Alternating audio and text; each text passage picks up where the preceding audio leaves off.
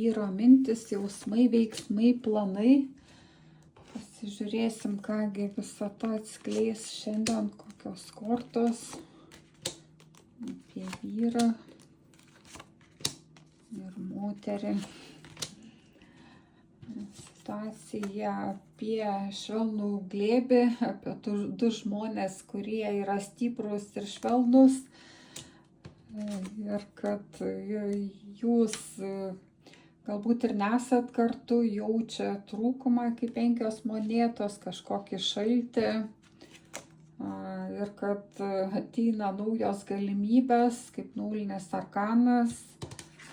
Ir matosi, kad 9 taurės tai ir šneka, kad galbūt moteris viena ir liūdi. Ir čia kažkokios situacijos, lyg vyras rodo dėmesį, bet jūs jį ignoruojat. Ir jisai tas imperatorius, kuris galbūt ir yra kažkam tai ir sutuoktinis vyras, ilgametis partneris. Taigi vyro mintis tokios, kad jūs jam rūpit, kad jis nori patirti naują situaciją, jaučia švelnumą, jaučia tokį įsipareigojimą, rūpestį jumis ir netenkina jūsų šaltumas, jūsų toks atsiribojimas ir kažkoks demonstravimas abejingumo ir kažkokio džiaugsmo, kad jūs ir be jo galit būti patenkinta. Tai vyras matosi vis dėlto jūs myli, nori jumis rūpintis, nori naujų pradžių.